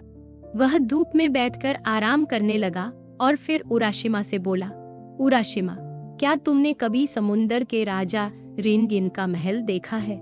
उराशिमा ने कहा, मैंने समुंदर के राजा के महल के बारे में सुना जरूर है, लेकिन इतने साल समुंदर में बिताने के बाद भी शायद वो बहुत दूर है, या फिर सच में है भी या नहीं, पता नहीं। कछुआ बोला, तो तुमने समुंदर के राजा का महल कभी नहीं देखा? इसका मतलब तुमने दुनिया की सबसे शानदार चीजों में से एक नहीं देखी। वो महल सच में समुंदर के बहुत नीचे है, लेकिन मुझे रास्ता पता है। अगर तुम देखना चाहो तो मैं तुम्हें वहां ले जा सकता हूँ। उराशिमा ने कहा, मुझे बहुत खुशी होगी वहां जाने में, और तुम्हारा ये प्रस्ताव बहुत अच्छा है, पर मैं एक आम इंसान हूँ। मैं समुंदर में तुम्हारी तरह तैर नहीं सकता। कछुए ने उसे समझाया, इसकी फिक्र मत करो, तुम्हें बिल्कुल तैरने की जरूरत नहीं है। तुम मेरी पीठ पर बैठ जाओ, मैं तुम्हें वहां ले जाऊंगा। उराशिमा ने कछुए की ओर देखा और बोला, लेकिन तुम इतने छोटे हो, मेरी पूरी बॉडी कैसे आएगी तुम्हारी पीठ पर? कछुए ने मुस्कुराकर कहा, बस कोशिश करो, सब ठीक रहेगा।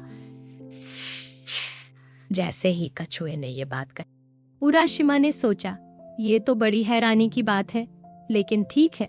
कछुआ जैसे कुछ हुआ ही ना हो, वैसे ही बोला, जब भी तैयार हो जाओ, हम निकल पड़ेंगे। ये कहकर कछुआ उराशिमा को लेकर समुंदर में कूद गया। वे नीचे नीचे गहराई में जाते गए। न तो उराशिमा थका और न ही वो भीगा। काफी देर की यात्रा के बाद उराशिमा ने दूर एक शानदार दरवाजा देखा। उस दरवाजे के पीछे सुंदर महल की छतें चमक रही थी। उराशिमा खुश होकर बोला, ये तो किसी बहुत बड़े महल का गेट लगता है। कछुए, ये कौन सी जगह है? कछुए ने जवाब दिया, ये रिनगिन महल का दरवाजा है।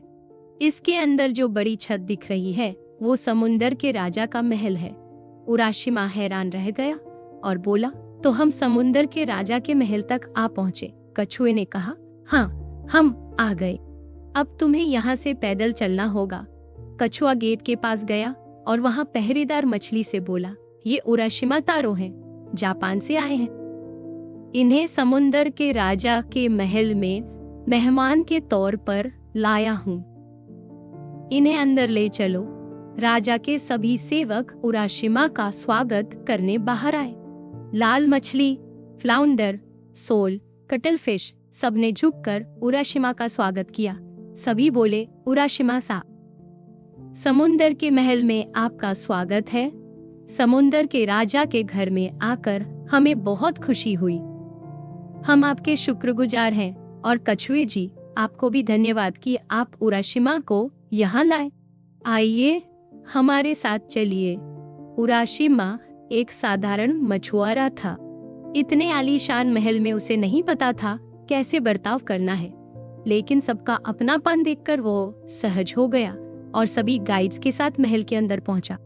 जब वह एंट्री हॉल तक पहुंचा तो एक राजकुमारी ने उसका स्वागत किया। वह इतनी सुंदर थी कि इंसानों में उसकी कोई मिसाल नहीं। उसकी ड्रेस लाल और हल्के हरे रंग की थी, जो लहरों के नीचे की याद दिलाती थी। उसकी ड्रेस में सोने के धागे जड़े थे, जो देखने में खूब चमक रहे थे। उसके बाल काले थे और कंधों तक बहते जा रहे। उसकी आवाज पानी जैसी मीठी थी। उसकी खूबसूरती और शान देखकर उराशिमा बस उसे देखता ही रह गया। वह झुककर सलाम करना भी भूल गया, लेकिन जैसे ही वह झुकने लगा, राजकुमारी ने उसका हाथ पकड़ लिया और हॉल में सबसे खास जगह बैठा दिया। उसने उराशिमा से बैठने को कहा। राजकुमारी बोली, उराशिमा तारो, मेरे पिता के महल में आपका स्वागत करना मेरे लिए बहुत खुशी की बात है। कल आपने एक कछुए की जान बचाई थी, वही मैं थी। मैंने आपको धन्यवाद देने के लिए बुलाया है। अगर आप चाहें तो आप यहाँ हमेशा रह सकते हैं। मैं आपकी दुल्हन बनूंगी। यहाँ हमेशा गर्मी रहती है, कोई दुख नहीं। आप सदा जवान रहेंगे और हम हमेशा खुशी से रहेंगे। उराशिमा उसकी बातें और आवाज सुनकर हैरान रह गया। उसे सब कुछ सपने जैसा लग रहा था। उसने कहा, आपकी इतनी मेहरबानी के लिए मैं कई बार धन्यवाद देता हूँ। मुझे यहाँ रहना बहुत अच्छा लगेगा। आज तक मैंने सिर्फ इस जगह की कहानियां सुनी थी, लेकिन जो आज देखा है उसके लिए मेरे पास शब्द नहीं है। जैसे ही उराशिमा बात कर रहा था, बहुत सारे राजा के नौकर इकट्ठा हो गए। सबने बहुत ही सुंदर कपड़े पहन रखे थे और बड़ी बड़ी ट्रे में तरह तरह के स्वादिष्ट खाने लाए थे। वहाँ समुद्री मछलियाँ, समुद्री साग और वो सब कुछ था जो उराशिमा ने कभी सपने में भी नहीं सोचा था। सारी चीजें दूल्हा दुल्हन के सामने रख दी गईं। हर तरफ जश्न का माहौल था। समुंदर के पूरे राज्य में खुशी छा गई। शादी की रस्म 3 बार प्याले से निभाई गई। संगीत बजने लगा। सोने चांदी की मछलियां लहरों से निकलकर नाचने लगी। उराशिमा ने कभी इतनी खुशी नहीं देखी थी। उसकी जिंदगी में ऐसा पल कभी नहीं आया था। जब सब शांत हुआ तो राजकुमारी ने उराशिमा से पूछा कि क्या वो महल और पूरा राज्य घूमना चाहता है। उराशिमा राजकुमारी के साथ महल देखने निकल पड़ा। महल की दीवारें मूंगे से बनी थी और उन पर मोती जड़े थे। जहाँ जहाँ नजर गई वहाँ कुछ न कुछ नया और हैरान कर देने वाला था। वो जितना देखता उतना ही दंग रह जाता। ये सच में एक ऐसी जगह थी जहाँ हमेशा जवानी और खुशी बनी रहती है। सबसे हैरान करने वाली चीज उराशिमा को वो बगिया लगी जिसमें चारों मौसम एक साथ दिख रहे थे। एक तरफ वसंत में फूले हुए बेर और चेरी के पेड़ थे। तितलियां फूलों पर उड़ रही थीं और बुलबुल गा रही थी। दूसरी तरफ हरा भरा गर्मी का मौसम था। दिन में झींगुरों की आवाज आ रही थी, रात में झींगे बज रहे थे। एक और शानदार पतझड़ के मौसम के रंग बिरंगे फूल थे।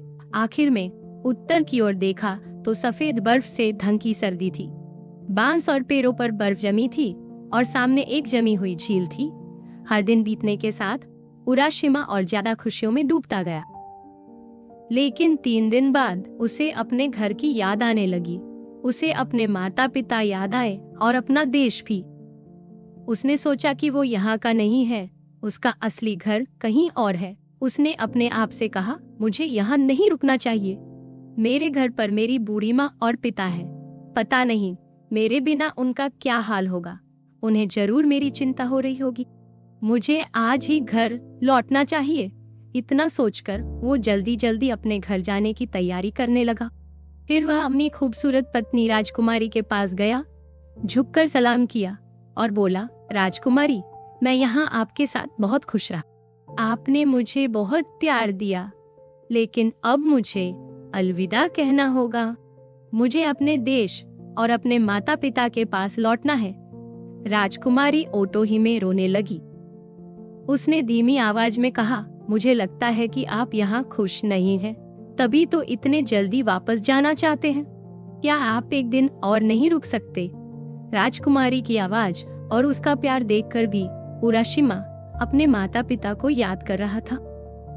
उसका फर्ज उससे बड़ा था। उराशिमा ने जवाब दिया, माफ कीजिए मेरी राजकुमारी, मैं आपको छोड़ना नहीं चाहता, लेकिन मुझे अपने माता पिता के पास जाना है। बस मुझे एक दिन के लिए जाने दीजिए। मैं वादा करता हूँ कि वापस जरूर लौटूंगा। राजकुमारी दुखी थी, लेकिन बोली, अगर ऐसा है तो मैं आपको रोकूंगी नहीं। आज ही आप अपने माँ बाप के पास लौट जाइए, लेकिन जाने से पहले मैं आपको अपने प्यार की एक निशानी देना चाहती हूँ। उसने उराशिमा को एक खूबसूरत डिब्बा दिया, जिस पर रेशमी डोरी बंधी थी और उस पर लाल रंग के झुमके लटक रहे थे। उराशिमा ने ये तोहफा लिया, लेकिन उसे लगा कि उसे और तोहफे लेना ठीक नहीं है। उसने कहा, इतना सब देने के बाद मुझे और कुछ लेना सही नहीं लगता, लेकिन मैं आपका मान रखने के लिए इसे ले रहा हूँ। फिर उसने पूछा, कृपया बताइए इस डिब्बे में क्या है? राजकुमारी ने जवाब दिया, ये तमातेबाको है, जिसमें बहुत कीमती चीज। लेकिन ध्यान रखना, इस डिब्बे को कभी मत खोलना, वरना बहुत बुरा हो जाएगा। मुझसे वादा करो कि इस डिब्बे को कभी नहीं खोलोगे। उराशिमा ने वादा किया कि वो डिब्बा नहीं खोलेगा। फिर वह किनारे गया, जहाँ बड़ा कछुआ उसका इंतजार कर रहा था। वह उसी तरह कछुए की पीठ पर बैठ गया और वैसे ही अपने देश लौटने लगा जैसे आया था। जाते वक्त उसने मुड़कर राजकुमारी ओटोहिमे को देखा और जब तक वो नजर आई उसे देखता रहा। फिर उसने घर लौटने की तैयारी की। कछुआ उराशिमा को उसके पुराने किनारे तक ले आया। उराशिमा नाव से उतरा और देखा कि कछुआ फिर से समुंदर के राजा के राज्य की ओर तैर गया। उराशिमा ने चारों तरफ देखा तो उसे अजीब सा महसूस हुआ। लोग उसे देखकर हैरानी से घूर रहे थे। जगह वही थी, पहाड़ और किनारा भी जाना पहचाना था, मगर लोग उसे बिल्कुल नहीं पहचान रहे थे और उसे भी कोई चेहरा अपना सा नहीं लग रहा। हैरान होकर वो अपने घर की तरफ गया और आवाज लगाई, पिताजी, माँ, मैं लौट आया हूँ। तभी उसके घर से एक अजनबी आदमी बाहर आया। उराशिमा को लगा कि शायद उसके माता पिता उसके जाते ही कहीं और चले गए होंगे। उसे अजीब सी घबराहट होने लगी। उसने उस अजनबी से विनती करते हुए पूछा, मैं कुछ दिन पहले तक इसी घर में रहता था। मेरा नाम उराशिमा तारो है। क्या आप जानते हैं मेरे माँ पिता कहाँ गए? अजनबी आदमी ने बड़ी हैरानी से उसकी तरफ देखा और बोला, तुम उराशिमा तारो हो? उराशिमा ने कहा, हाँ, मैं ही। एक उराशिमा तारो था जो कभी इस गांव में रहता था, लेकिन उसकी कहानी तो 300 साल पुरानी है। आज वो जिंदा कैसे हो सकता है? उराशिमा ने ये सुना तो वो एकदम सन्न रह गया। उसने फिर कहा, मुझे यकीन करो, मैं ही उराशिमा तारो हूँ। मुझे समझ नहीं आ रहा ये सब क्या हो गया है। मैं तो बस 4-5 दिन पहले ही यहाँ से गया था। प्लीज मुझे सच बता दो। अब वो आदमी थोड़ा गंभीर हो गया और बोला, शायद तुम ही हो, लेकिन जिसे मैं जानता हूँ वो तो 300 साल पहले था। शायद तुम उसकी आत्मा हो जो पुराना घर देखने आई है। उराशिमा थोड़ा परेशान हो गया और बोला, मैं आत्मा नहीं हूँ, मैं तुम्हारे सामने जिंदा खड़ा हूँ। देखो, मेरे पैर हैं। और उसने जमीन पर पैर पटक कर दिखाया, क्योंकि जापान में कहा जाता है कि आत्माओं के पैर नहीं होते। आदमी ने बस इतना कहा, मुझे तो यही पता है कि उराशिमा तारो की कहानी 300 साल पहले की है। तुम खुद गांव की किताबों में देख सकते हो। उराशिमा पूरी तरह टूट गया। सब कुछ उसे सपना सा लग रहा था। उसे एहसास हुआ कि जो कुछ दिन उसने समुंदर के राजा के महल में बिताए वो असल में कई सौ साल थे। उसके माँ बाप बहुत पहले ही दुनिया से जा चुके थे। जिन लोगों को वह जानता था सब चले गए थे।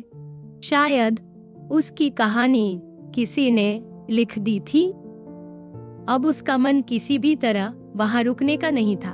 वो फिर से अपनी राजकुमारी के पास लौटना चाहता था। वो किनारे की तरफ लौट गया। उसके हाथ में वही डिब्बा था जो राजकुमारी ने दिया था। उसे समझ नहीं आया कि अब वो कहाँ जाए। तभी उसे याद आया उस डिब्बे का, तमाते बाकों का। उसे वो बात याद आई जो राजकुमारी ने कही थी कि इस डिब्बे को कभी मत खोलना वरना बड़ी मुसीबत आ जाएगी। लेकिन वो खुद को रोक नहीं पाया।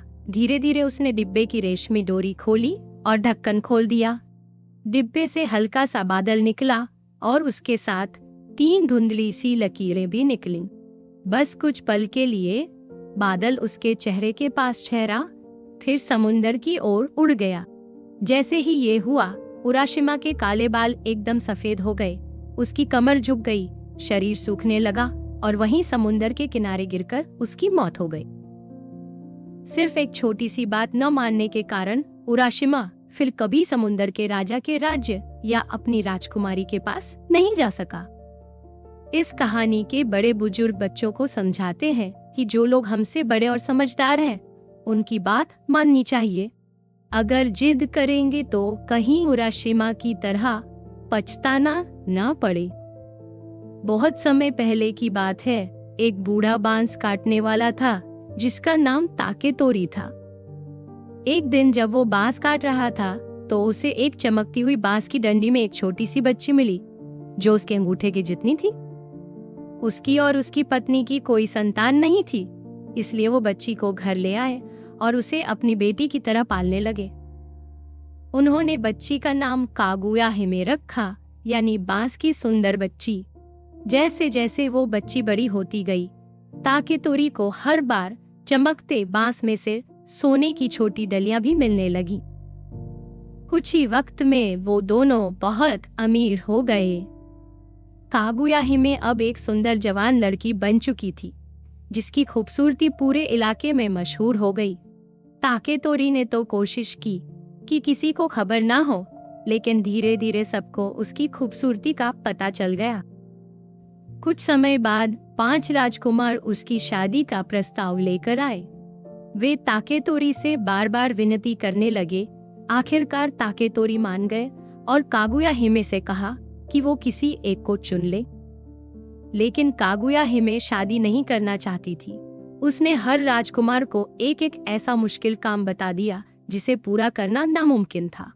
पहली राजकुमार को बुद्ध के पत्थर का कटोरा लाने को कहा, दूसरे को होराई द्वीप से रत्नों वाली डाली लाने को, तीसरे को चीन के फायर रेड की पोशाक लाने को, चौथे को ड्रैगन की गर्दन से कीमती मोती लाने को और 5वें को निगलने वाले पक्षी के खोल से बनी सीपी लाने।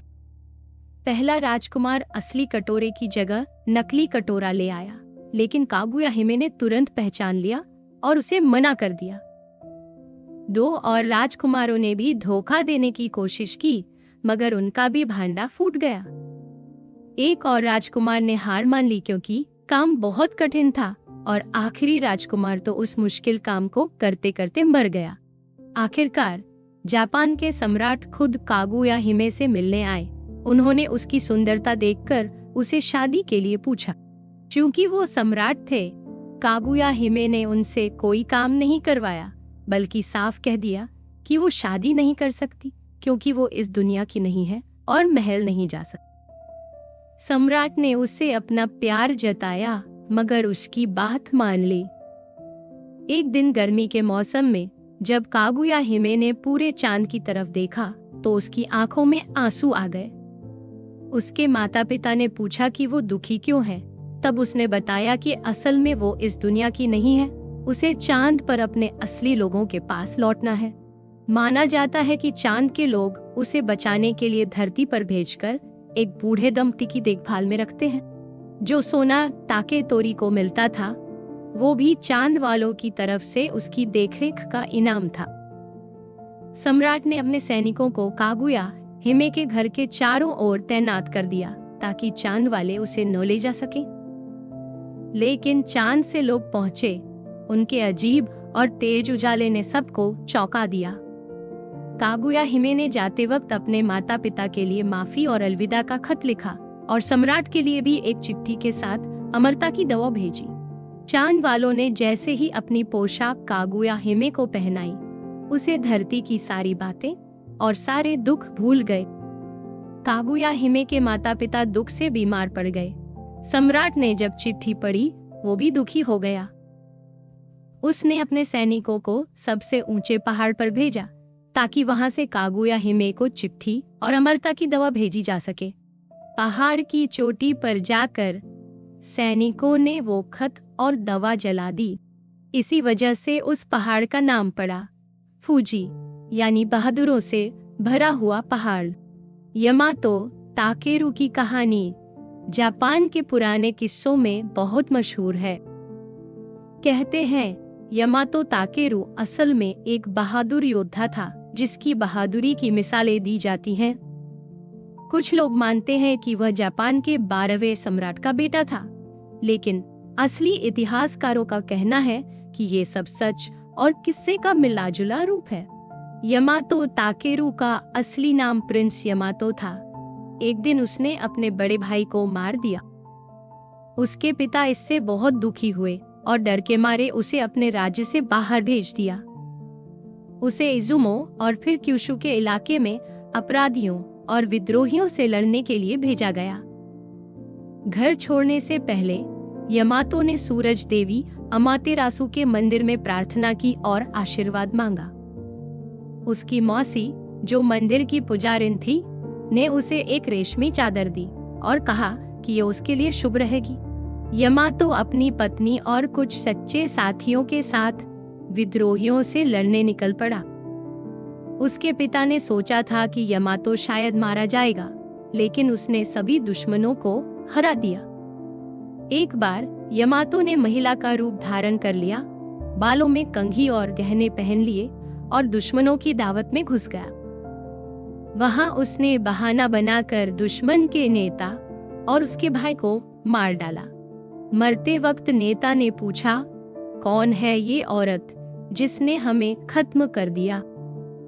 तब पता चला ये यमातो ताकेरू है, जिसका मतलब है यमातो का सबसे बहादुर राजा। फिर भी यमातो ताकेरू से डरते थे। उन्होंने उसे पूरब के विद्रोही इलाकों में भेज दिया। यमातो ने वहां भी विद्रोहियों को हराया। एक बार एक डाकू से दोस्ती करके उसे हराया। पहले उसकी असली तलवार छुपा दी और फिर लड़ाई में लकड़ी की तलवार देकर आसानी से जीत गया। यमातो ताकेरू की जीत के बाद उसे महल में बहुत सम्मान मिला और उसके नाम का जश्न मनाया। थोड़े समय बाद फिर उसे पूरब के एमिशी विद्रोह को दबाने भेजा गया। इस बार उसकी मौसी ने उसे एक खास तलवार दी जिसका नाम था कुसानागी। ये वही तलवार थी जिससे भगवान सुसानो ने आशिर वाले नाग को मारा था। साथ ही चकमक पत्थर दिए जिससे आग जलाई जा सके। एक बार शिकार पर जाते हुए यमातो को झाड़ियों में आग लग गई। जैसे ही उसने देखा कि चारों ओर आग है, उसने चकमक से आग निकाली और अपनी तलवार से घास काटकर रास्ता बनाया। उसी समय हवा का तेज झोंका आया और आग यमातो की तरफ नहीं आई। उसे समझ आ गया कि ये सब विद्रोहियों की साजिश थी, पर उसने अपनी सूझबूझ और हिम्मत से खुद को बचा लिया। इसी वजह से तलवार का नाम पड़ा घास काटने वाली तलवार। यमातो ताकेरू ने आगे भी कई लड़ाइयां जीती। एक बार उसकी पत्नी ने भगवानों का गुस्सा शांत करने के लिए खुद को समुंदर में बलिदान कर दिया। यमातो ने पहाड़ों में एक भयंकर नाग को भी हराया जो लोगों को परेशान कर रहा था। उसने अपने हाथों से नाग को मार गिराया और खुद जहर से बच गया। यमातो ताकेरू ने जापान की पहली रेंगा कविता भी लिखी थी जो आज भी आदर के साथ याद की जाती है। इतनी बहादुरी के बाद आखिर में वह बीमार पड़ा। माना जाता है कि एक देवता को गुस्सा दिलाने की वजह से उसे बीमारी हो गई थी। मरने के बाद उसकी आत्मा एक सफेद पक्षी के रूप में उड़ गई। यामातो ताकेरू आज भी जापान में एक महान नायक की तरह माने जाते हैं, जिसकी बहादुरी और कहानियां आज भी सबको प्रेरणा देती। जापान की पुरानी कहानियां और उनके देवी देवताओं की कहानियां आज भी लोगों के दिल में बसी हैं। पुराने समय की ये दंत कथाएं अब नए रूप में भी लोगों के सामने आ रही हैं। अब इन्हीं किस्सों को लोग एनीमे, मंगा और वीडियो गेम्स में देख सकते हैं। जापान की इन अनोखी कहानियों में जादू, डर, खूबसूरती और अजीब सी दुनिया है, जो आज के कार्टून और कहानियों में आसानी से दिखती। इसी वजह से ये कहानियां नए जमाने के बच्चों और बड़ों में भी उतनी ही पसंद की जाती है जितनी पहले होती थी। कोजिकी जैसे पुराने ग्रंथों को भी अब कार्टून और मंगा के रूप में बदला गया है। कुछ में पूरी कहानी एकदम वैसे ही दिखाई गई है और कुछ में बस उन हिस्सों पर ज्यादा ध्यान दिया गया है जो डरावने या चमत्कारी लगते हैं। कई बार कलाकार असली किस्से से थोड़ा अलग भी दिखाते हैं, लेकिन फिर भी लोगों को ये कहानियां बहुत पसंद आती हैं। जापान के प्राचीन योकै यानी अद्भुत और रहस्यमय जीव भी अब कार्टून, वीडियो गेम और कहानियों में कई बार दिखते हैं। शूतेन डोजी जैसे दानवों को मंगा में कभी हीरो तो कभी खतरनाक राक्षस की तरह दिखाया गया है। ऐसे कितने ही मंगा और कार्टून हैं जिनमें ये योके अलग अलग रूप में आते हैं। जापान की एक बहुत खास जगह है याकुशिमा। यहाँ की कहानियों का अपना ही जादू है। याकुशिमा जंगलों से भरी, पहाड़ों से घिरी हुई एक खूबसूरत जगह है, जहाँ के बारे में कई दंतकथाएं कही जाती हैं। इन्हीं में से सबसे मशहूर कहानी है प्रिंसेस मोनोनोके की। इस कहानी को जापान के एक बहुत बड़े स्टूडियो ने फिल्म में भी बदला, जिसे सारी दुनिया ने पसंद किया। प्रिंसेस मोनोनोके की कहानी जंगल की आत्माओं और इंसानों की लड़ाई की कहानी है। जंगल की देवी और भेड़िया माँ इन जंगलों की रक्षा करती हैं, वहीं दूसरी ओर इंसान मशीनें और हथियार लाकर जंगलों को काटना चाहते हैं। ये कहानी असल में पुराने और नए जापान की सोच के टकराव की कहानी है, जिसमें एक तरफ प्रकृति, जादू और देवता है और दूसरी तरफ नया जमाना और इंसानों की लालच है। आज के दौर में इन कहानियों की ताकत फिर से लौट आई है। फिल्में और कार्टून इन पुराने मिथकों को फिर से लोगों के बीच ला रहे हैं। यही वजह है कि जापान की ये कहानियां आज भी लोगों के दिल में बसती हैं और नई पीढ़ी को भी अपनी ओर खींचती हैं। जापान की कहानियां, दंत कथाएं और लोक कथाएं बहुत ज्यादा है। जापान बहुत पुरानी सभ्यता है और वहाँ की कहानियां लिखाई के आने से भी पहले से चली आ रही। हर इलाके की अपनी अलग कहानियां हैं, जिनमें मंदिरों, घरों और जंगलों तक में चमत्कारी बातें देखने को मिलती है। वहाँ अपने पुरखों की पूजा का भी अलग ही रिवाज है, जिससे खुद में कई कहानियां जुड़ी हुई है। कोजिकी और निहोन शोकी जैसी किताबों में इतने सारे अलग अलग किस्से भरे हैं कि एक इंसान पूरी उम्र लगाकर भी सब कुछ नहीं जान सकता। ये दोनों किताबें एक दूसरे से मिलती जुलती भी हैं, लेकिन इनकी अपनी अपनी अलग बातें भी हैं। जिन लोगों ने शिंतो धर्म अपनाया है, वे इन कहानियों की छोटी छोटी बातों में भी गहराई से खोज करते हैं। योके यानी रहस्यमय प्राणी भी जापानी कहानियों में बड़ी जगह रखते हैं। हर इलाके के अपने अलग अलग योके हैं। कुछ योके खास जगहों से जुड़े होते हैं और इनकी इतनी सारी किस्में हैं कि उन्हें जानना आसान नहीं है। हमने 3 सबसे खतरनाक योके की बात की, क्योंकि इनके बारे में माना जाता है कि इन्होंने जापान के इतिहास में बड़ा तूफान मचा दिया था। ये सब सच है या नहीं, ये बहस का विषय हो सकता है, लेकिन लोगों का मानना है कि इन योके के कारण ही पुराने जमाने में जापान में बड़ी गड़बड़ी हुई। जैसे बाकी दुनिया में परियों और लोक कथाओं की कहानियां मिलती हैं, वैसे ही जापान में भी है।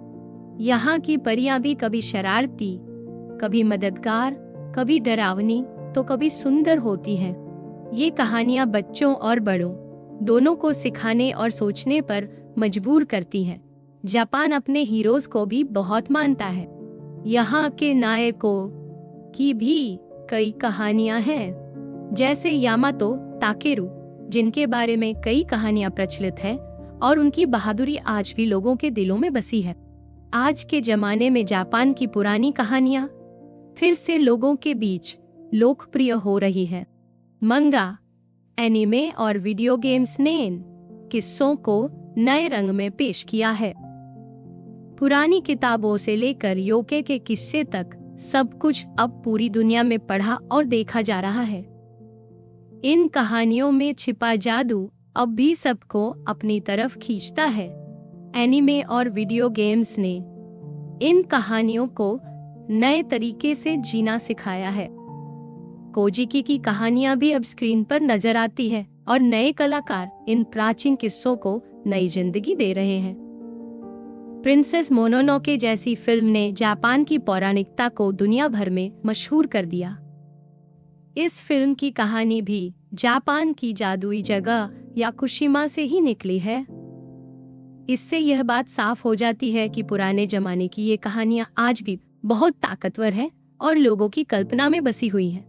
आधुनिक दुनिया भले ही तकनीक से भरी हो, लेकिन मन में आज भी देवताओं, नागों, भेड़ियों और जादुई प्राणियों की कहानियां वैसे ही बसती। हम सब में आज भी वही चमत्कारों की चाहत और दुनिया को अलग नजर से देखने की ख्वाहिश है, जैसी प्राचीन जापान में थी।